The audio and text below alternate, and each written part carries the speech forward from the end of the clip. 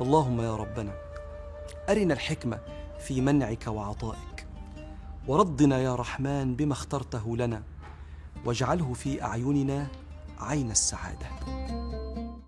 بسم الله الرحمن الرحيم. حبايبي واخواتي واصحابي واصدقائي اللي بيتابعوني على قناة يوميات مهنا، ربنا حبايبي يسعدكم زي ما ساعديني بكومنتاتكم الحلوة الجميلة، وكفاية علي ان انتوا بتخشولي او بتتابعوني على قناتي. انا لا اشكركم يا حبايبي، وربنا يا رب يخليكم ليا وما تحرمش منكم ابدا. انا النهارده جايبه وجبه من السمك، عايزه اوريها لكم، بس تابعوا معايا في اخر الفيديو عشان والله العظيم القناه فيها افاده ليكم كلنا بنستفاد من بعض يا جماعه. فتابعوا الفيديو للاخر على اساس تستفادوا ونعرف ندبر امورنا، نمشي امورنا ازاي. انا استفاد منكم وانتوا تستفادوا مني بس. فانا كنت جايبه كميه سمك، يعني كنت جايبه 6 كيلو سمك، فكنت غسلاه ومتبلاه وحطاه في الفريزر على اساس كيلو كيلو. فانا النهارده هعمل معاكم السمك الشبار ده بطريقه حلوه وهتعجبكم باذن الله وهتدعوا لي عليها. وبوري بقى اخواتي لو ما حدش عارف نوع يعني السمكه الوسط دي هنستفادوا بيها بايه او ايه طريقتها، هتعرفوها دلوقتي مع الفيديو. بس تابعوا الفيديو عشان في حاجه هقول لكم على اخر الفيديو وعايزه اسالكم عليها وتجاوبوني عليها. ربنا يسعدكم حبايبي. دلوقتي انا قليت السمك عايزه اعمل له التتبيله بتاعته، التسبيكه بتاعته.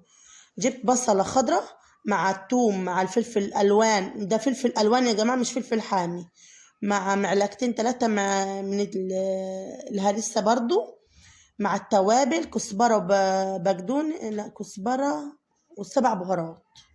والطماطم كنت ضربها في الكبه، ما تضربهاش في الخلاط عشان تبقاش ناعمه قوي.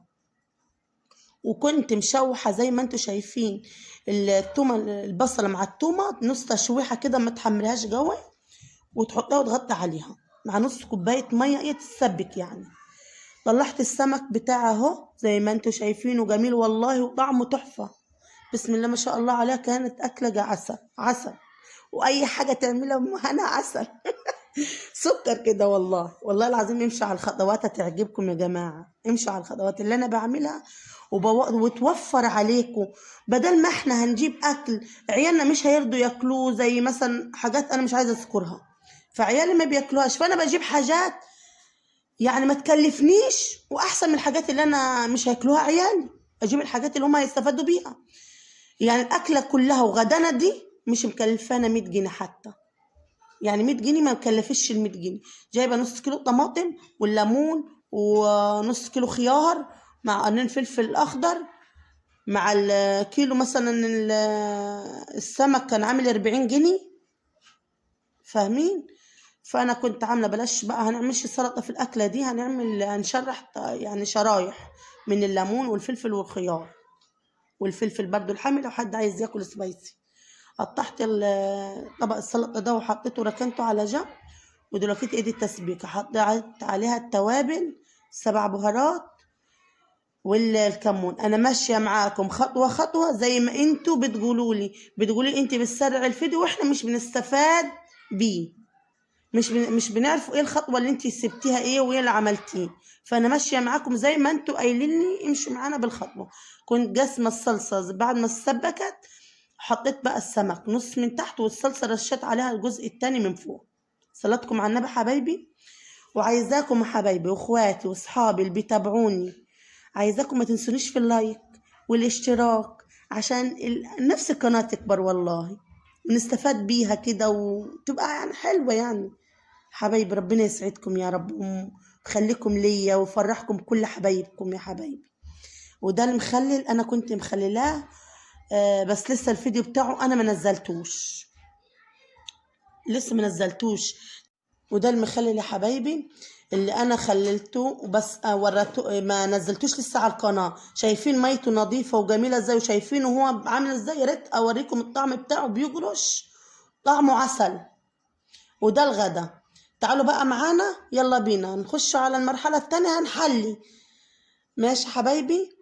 كان أبونا بقى ربنا يخليهن يا رب جايبيننا بقى النهاردة إيه سهرة الجمعة، فجايبيننا البرتقال وموز، وجايبيننا حاجة عايزة أقول لكم عليها اللي يعرفها وتابع معاي اخر الفيديو، انا هعرفه من الحتة دي.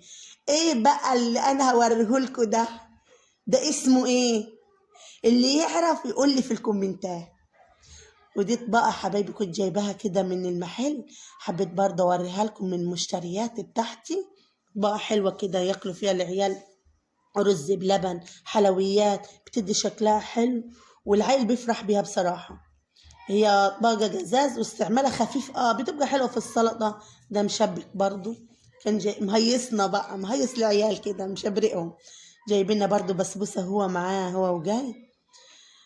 فمنحرمش برضو العيل، يعني احنا عايزين نوفر، وبرضو من النوع اللي هنوفره نجيبوا بيه حاجات حلوة زي كده، نجيبوا فاكهة، نجيبوا كيلو بسبوسة حلو ياكلوا عيالنا ويفطروا الصبح منه، يحلوا بعد العشاء.